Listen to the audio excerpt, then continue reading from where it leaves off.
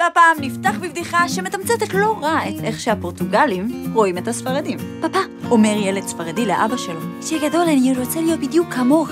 איזה יופי. אבל למה, איכו? אומר האבא. כדי שכשיהיה גדול יהיה לי בהם בדיוק כמוני.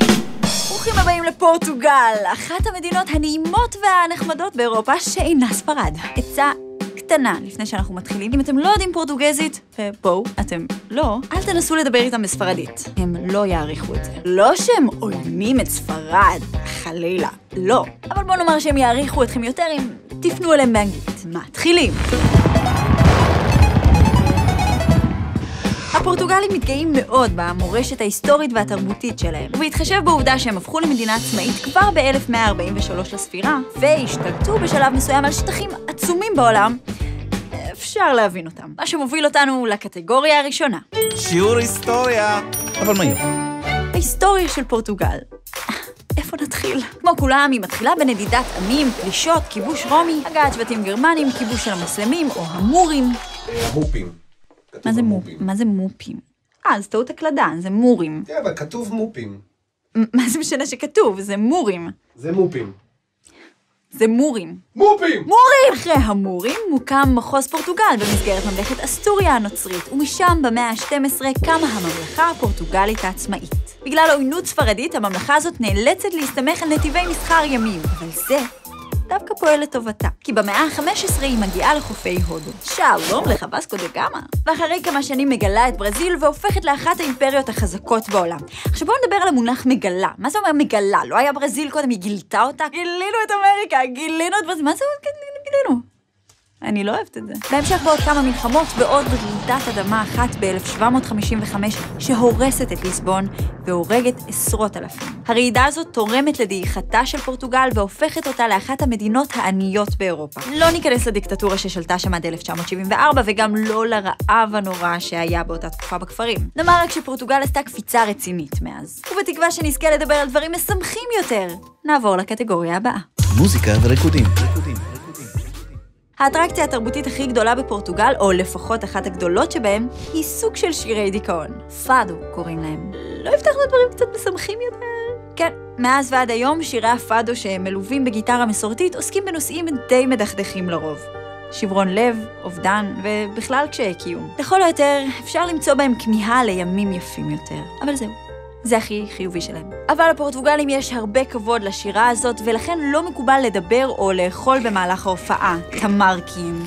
ולמי שחושב שמדובר בפרט לא חשוב ומיותר, נראה אתכם מגיעים לפאדו בקוימברה ומוחאים כפיים בסוף. תמרקים. ועכשיו אפשר להמשיך. מילים שחייבים להכיר.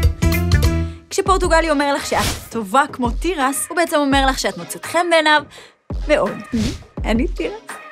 כל פורטוגלי מכיר היטב את המילה דיאזן ואסקנסו ומשתדל לחיות על פיה. מה זה אומר? בגדול, היא יציאה מתסבוכת על ידי אלתור. או בקיצור תושייה. בדומה למגלי הארצות הפורטוגלים שבזכות יכולות האלתור שלהם הגיעו לאן שהגיעו. באקדמיה ובצבא הפורטוגלי אוהבים עד היום לאתגר את הסטודנטים או את החיילים ולתת להם משימות מסובכות כדי שיתמודדו איתן לבד. כמו בחדרי בריחה למשל. שפשוף יכולות הדזן האסקנסו פופולרי גם בטקסי החניכה הלא רשמיים באוניברסיטאות ובמכללות. הסטודנטים החדשים מקבלים כל מיני משימות ומי שלא מצליח חוטף השפלות קלות ותיזוזים. השפלאו. קלאו. אפשר להגיד שזאת הגרסה הפורטוגלית לטקסי החניכה של אגודות הסטודנטים בארצות הברית, רק עם עידוד שימוש בשכל.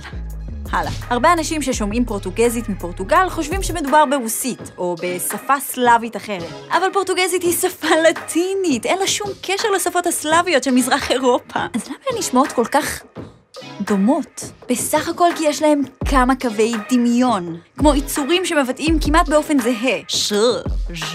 וגם הרבה מהתנועות מצטמצמות או נעלמות, ובמקומן אנחנו מקבלים 3 או 4 יצורים ברצף.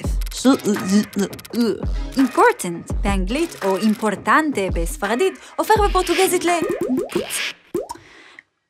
אני לא יודעת להגיד את זה. תבדקו גוגל טרנסלייט. ברוסית יש מלא כאלה, אבל תצטרכו לסמוך עליי כי הגיע הזמן לעבור לרגע שלא כולנו חיכינו. עובדות לא נורא חשובות.